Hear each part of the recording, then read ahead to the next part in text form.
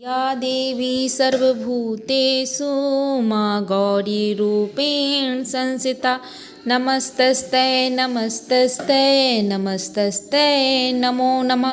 जय माता दी दोस्तों। चलिए दोस्तों, आज के इस वीडियो में हम जानेंगे महाअष्टमी। हाँ दोस्तों, महाअष्टमी आने वाली है। 16 अप्रैल मंगलवार की है अष्टमी।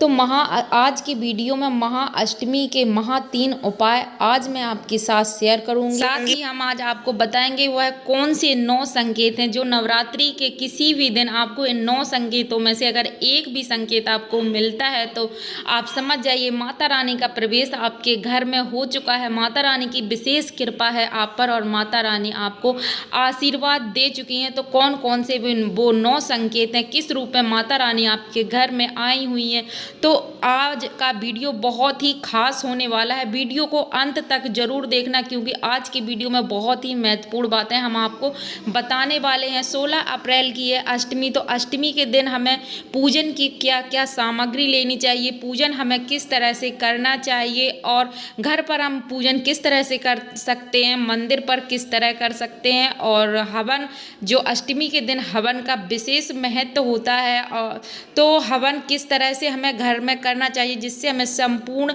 पुण्य फल की प्राप्ति हो और हमारी जो भी मनोकामना है विशेष है वो पूरी हो। तो वीडियो को बिना स्किप के देखिएगा दोस्तों।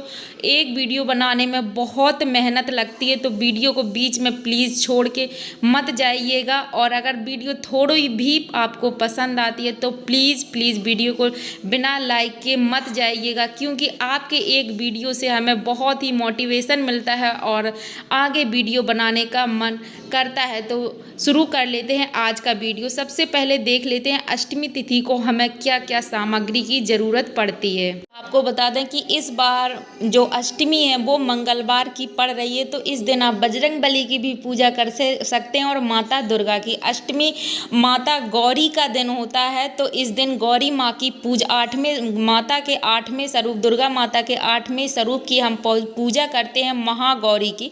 तो उस दिन जिस तरह हम प्रतिदिन सूर्योदय से पहले हमें उठ जाना है और अपने घर के जो डेली के कार्य हैं उनको आप करके उसके बाद स्नान आदि से निवृत्त होकर आप गुलाबी या लाल रंग के वस्त्र साड़ी पहन लें क्योंकि माँ गौरी की महागौरी की पूजा लाल या गुलाबी रंग के वस्त्र पहनकर ही की जाती है क्योंकि उनको लाल और गुलाबी रंग ज़्यादा बेहद प्रिय है माता का। या फिर आप कोई और भी वस्त्र पहन सकते हैं। तो सबसे पहले आप जो भी नित्य पूजा करते हैं, कलश स्थापना की है या जवारे जो भी पूजा पाठ करते हैं, घर को सबसे पहले हम घर को गंगा जल से छीटा देंगे। अष्टमी तिथि को 16 श्रृंगार कर ही मंदिर में पूजा करने जाया जाता है। तो पहले श्रृंगार कर महावर जरूर से लगा लें। जो भी सुहागन महिलाएं हैं तो उनको महावर इस दिन जरूर से लगाना है। अष्टमी के अगर आपके आसपास कोई माता दुर्गा का मंदिर है, गौरी माँ का मंदिर है, तो अष्टमी के दिन मंदिर जरूर से जाइएगा क्योंकि माता को उस दिन नारियल का भोग लगाया जाता है। तो घर में भी हम नारियल चढ़ाते ही हैं, हो सके तो घर में भी नारियल का भोग लगा लीजिए। इस नारियल को मंदिर में फोड़ा जाता है तो इस बात का ध्यान रखें। तो आप अब जान लेते हैं अष्टमी के दिन मंदिर में क्या क्या सामग्री लेकर जाना है। तो देखो मंदिर में हमें सबसे पहले इस दिन 9 दिए हमें लेके जाने होते हैं। अष्टमी के दिन व्रत भी रखा जाता है तो अगर आप व्रत रखना चाहते हैं तो व्रत रखिए। और पूजन के बाद भी कई लोग व्रत खोल लेते हैं या फिर नवमी के दिन पारण करते हैं। तो ये आप जिस तरह से आपकी क्षमता हो तो उस तरह से व्रत कर लीजिए।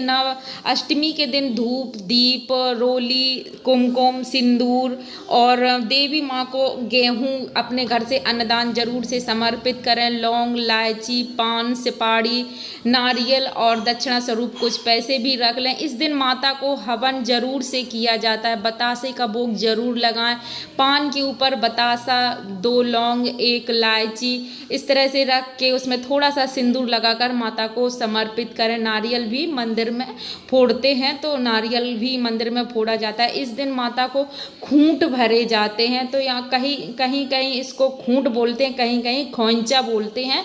तो हमारे इधर खूंट बोलते हैं जिसमें माता के लिए छोटी छोटी पूड़ी और हलवा का भोग लगाया जाता है। अष्टमी तिथि को बहुत ही महत्व होता है, तो अष्टमी तिथि को हलवा पूड़ी का भोग जरूर से माता को लगाएं, या तो हलवा बना लीजिए या फिर खीर, इसका बहुत अधिक महत्व होता है। तो फूल बस यही सामग्री है।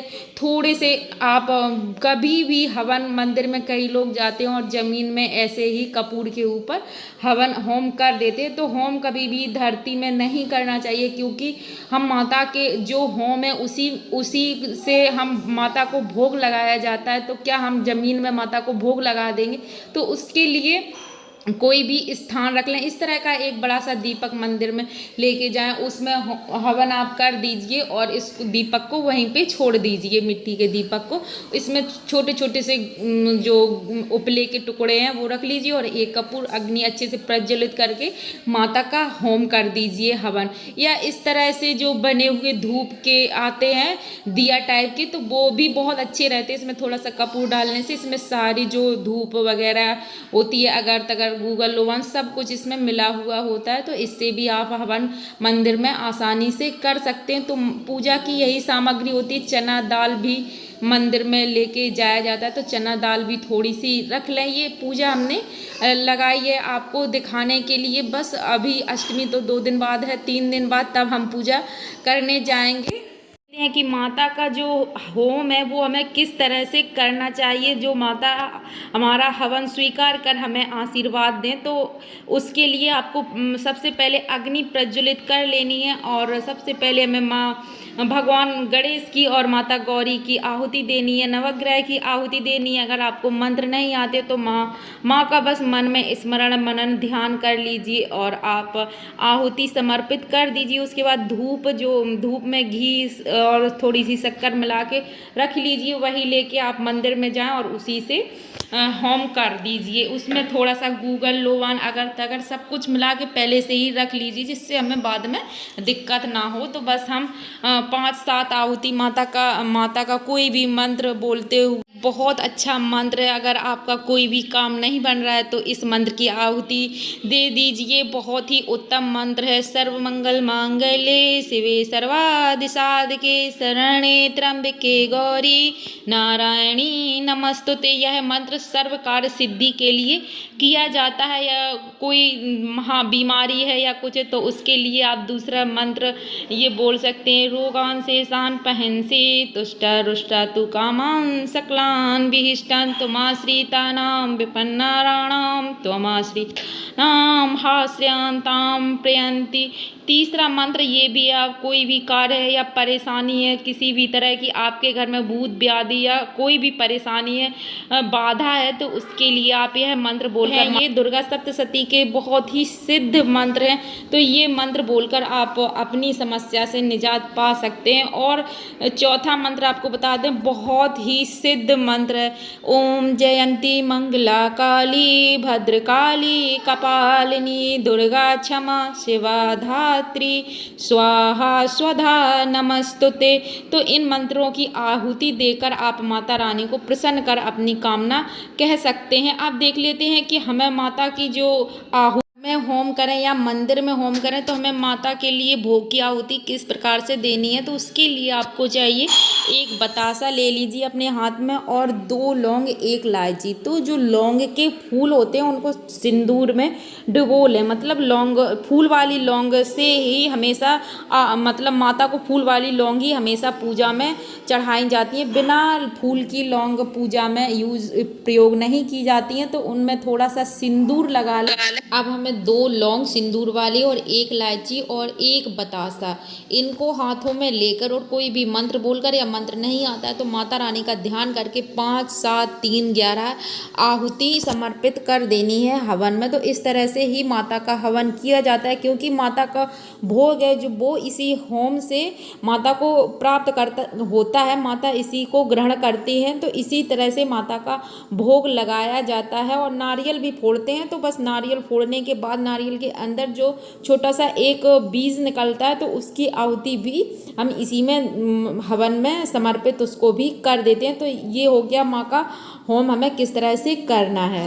मंदिर में जाना है अष्टमी तिथि को। देखिए परेशानी सभी को है, कोई भी ऐसा इस संसार में व्यक्ति नहीं मिलेगा जिसके पास कोई ना कोई समस्या ना हो, हर कोई परेशान है। तो अगर आप संतान के लिए, विवाह के लिए, नौकरी या बीमारी, किसी भी तरह की समस्या है उससे निजात पाना चाहते हैं तो यह उपाय करके देख लीजिए, माता रानी की कृपा आपके ऊपर जरूर से बरसेगी। तो आपको अष्टमी के दिन मंदिर जाना है, थोड़ा सा 2 या 3 लाल रंग के फूल अपने हाथों में ले लीजिए, सा जल अपनी अंजलि में लेकर मंदिर के एक कोने में खड़े हो जाइए, क्योंकि मंदिर में बहुत ज़्यादा भीड़ होती है अष्टमी तिथि को। और माता से अपनी प्रार्थना कर संकल्प कीजिए, माता को अपनी बताइए समस्या, अपने मन में संकल्प करें कि माता हमारी ये वाली मनोकामना पूर्ण करो, मैं आपको चुनरी चढ़ाऊंगी। तो बस आपको यह माता से संकल्प करना है। तो मैं आपको बता दूं, जब आपकी मनोकामना पूर्ण हो जाए तब आप माता रानी को चुनरी जरूर से ओढ़ाएं। चुनरी जो गोटेदार चुनरी आती है, आप लोग जानते हैं बेटियों को विदाई में दी जाती है, तो वही वाली चुनरी आपको माता को ओढ़ानी है। अगर या फिर पुरोहित से कहकर आप माता को छुआ दीजिए, या लाल रंग की साड़ी भी माता को चढ़ा सकते हैं। तो वापस नहीं लानी, अगर आपकी मनोकामना पूर्ण होती है तभी आपको चुनरी चढ़ानी है और वापस इसको नहीं लानी है। तो दूसरा उपाय आपको बता देते हैं, बहुत ही अच्छा उपाय है, बहुत ही सिद्ध, बहुत ही लोगों की इससे मनोकामनाएं पूर्ण हुई हैं। तो एक आपको पान का पत्ता लेना है, 2 लौंग, 1 इलायची और उस पर थोड़ा सा सिंदूर लगा लें। इसको आपको माता को स्पर्श करा देना है, मंदिर जाके आपको माता को स्पर्श करा देना है और वापस लौंग, इलायची और पान का पत्ता आपको घर वापस लेके आना है और अपनी जो भी मनोकामना है बोल कर इसे लाल कपड़े में बांधकर अपने मंदिर में रख दें। जब आपकी मनोकामना पूर्ण हो जाए तो मंदिर में जाके माता को सुहाग की सामग्री और हलवा पूड़ी का भोग लगाकर आप यह माता के मंदिर में फिर से समर्पित कर दें। निश्चित रूप से आपकी मनोकामना पूर्ण होगी। तीसरा उपाय आपको बता दें कि जो खूंट भरे जाते हैं माता के, अगर आपके यहाँ नहीं भरे जाते हैं तो आपकी कोई विशेष मनोकामना है तो आप संकल्प करके माता को मंदिर में बोल दीजिए कि माँ मैं आपको खूंट जरूर चढ़ाऊंगी अगर मेरी मनोकामना पूर्ण होती है। और अगले नवरात्रि में आप माता के खूंट भरिए, निश्चित रूप से आपकी मनोकामना पूर्ण होगी। तो अब देख लेते हैं 9 उपाय, क्योंकि दोस्तों वीडियो बहुत लंबी हो रही है तो हम आपको जल्दी से बता देते हैं कि 9 कौन कौन से संकेत हैं जो आपको बताते हैं कि माता रानी का आगमन आपके घर में हो चुका है। तो सबसे पहला संकेत आपको बता दें कि अगर नवरात्रि, अगर आपके घर के आसपास या आपके दरवाजे पर गौ माता आती हैं तो आप समझ जाइए कि निश्चित माता रानी आपके घर में प्रवेश कर चुकी हैं। क्योंकि बहुत बार ऐसा होता है कि गौ माता आती हैं, आप उनको भगा देते हैं, रोटी खिला देते हैं, लेकिन वापस से आ जाती हैं। तो यह संकेत बताता है कि माता रानी आपके घर पर आ चुकी हैं। क्योंकि गौ माता कामधेनु का रूप मानी जाती हैं, तो माता के दर्शन के लिए और माता आपके घर में पधारी है, इस वजह से उनका आना बार बार आपके घर में हो रहा है। तो यह संकेत बताता है कि माता रानी ने आपकी पूजन, आपने जो स्मरण किया है, ध्यान किया, माता रानी ने सहर्ष से स्वीकार कर आपको आशीर्वाद दे दिया है। दूसरा संकेत बता दें कि मधुमक्खी, नवरात्रि के दिनों में मधुमक्खी अगर आपके घर में आती है तो आप समझ जाइए माता रानी की कृपा आपके ऊपर बरसने वाली है। क्योंकि मधुमक्खी माता का ब्राह्मणी स्वरूप है, तो मधुमक्खी का आना घर में बहुत ही शुभ संकेत है। नवरात्रि के दिनों में निश्चित माता का आगमन आपके घर में निश्चित रूप से, भले ही 1 क्षण 2 क्षण के लिए हुआ हो, लेकिन माता आपके घर में निश्चित पधारी है। तीसरा संकेत जान लेते हैं, काले रंग की चींटी जो समूह में निकलती है नवरात्रि के समय, नवरात्रि के दिनों में अगर आपके घर में दिखाई देती हैं, कहीं भी किसी भी कोने में एक भी दिन दिखाई देती हैं, तो समझ जाइए माता रानी का आगमन आपके घर में निश्चित ही हुआ है। माता रानी की कृपा आपके ऊपर होने वाली है, आपकी जो मनोकामना है विशेष निश्चित इस नवरात्रि में पूरी होंगी। ये बहुत ही शुभ संकेत है। इसके बाद आपको बता दें कि 3 हो गए। चौथा संकेत आपको बता दें कि अगर आपके घर में कोई भी फटे पुराने कपड़े पहने हुए कोई भी भिखारी आता है तो उसको बिना भिक्षा दिए मत जाने दीजिए, क्योंकि कभी कभी ऐसा होता है कि माता ही भिखारी के रूप में इस तरह से आती है अपने भक्तों की परीक्षा लेने के लिए। तो ये भी संकेत माना जाता है कि माता रानी का आगमन आपके घर में हुआ है। 5वां संकेत आपको बता दें कि छिपकली, अगर आपको अपने मंदिर में छिपकली का अचानक से, ये नहीं कि अगर पहले से ही छिपकली है फिर तो वो दिखेंगी ही, अगर अचानक से छिपकली आपको दिखाई देती है, आपको नवरात्रि के दिनों में छिपकली का मंदिर में दिखना बहुत ही शुभ माना जाता है। माना जाता है कि महालक्ष्मी आपके ऊपर कृपा करने वाली है, माता लक्ष्मी आपसे प्रसन्न है। तो 5वां संकेत देखते हैं कि अगर आपने अखंड ज्योति जलाई है, माता की ज्योति जलाई है और वह एकदम से तीव्र गति में आपकी ज्योति जल रही है, बहुत अच्छे से जल रही है तीव्र गति में, और उसकी जो लौ है वो एकदम से नीली पीले रंग की जल रही है, तो समझ आइए कि माता रानी का प्रवेश आपके घर में हो चुका है। मंदिर में माता रानी पधारी है और आपकी अखंड ज्योत के सामने निश्चित रूप से माता रानी है, तभी वह ज्योत इतनी अच्छी तरह से जल रही है, इतनी तीव्र गति से जल रही है। इसके बाद आपको बता दें 6वां कौन सा ऐसा संकेत है। तो 6वां ऐसा संकेत है कि अगर आपकी जो बाती आपने बनाई है, जलाई है माता रानी के नाम की, और उसमें फूल बनता है, कभी कभी आपने देखा होगा कि अखंड ज्योत में या हम जो आरती करते हैं तो उसमें बहुत ही सुंदर सा बाती में फूल बन जाता है, जो बाती जलती है, तो वो बहुत ही शुभ माना जाता है। शुभ माना जाता है कि माता रानी ने आपकी प्रार्थना स्वीकार कर ली है। तो यह कुछ खास संकेत थे जो माता रानी नवरात्रि के दिनों में आपको देती हैं, और आप समझ जाइए कि माता रानी की विशेष कृपा है आप पर, तभी आपको यह संकेत मिल रहे हैं। जय माता दी दोस्तों, वीडियो अच्छी लगी हो तो वीडियो को लाइक और चैनल को सब्सक्राइब कर लेना, क्योंकि वीडियो बनाने में बहुत ही मेहनत लगती है दोस्तों, तो वीडियो को बिना लाइक के मत जाइएगा। मिलते हैं दूसरे वीडियो में, तब तक के लिए जय माता दी।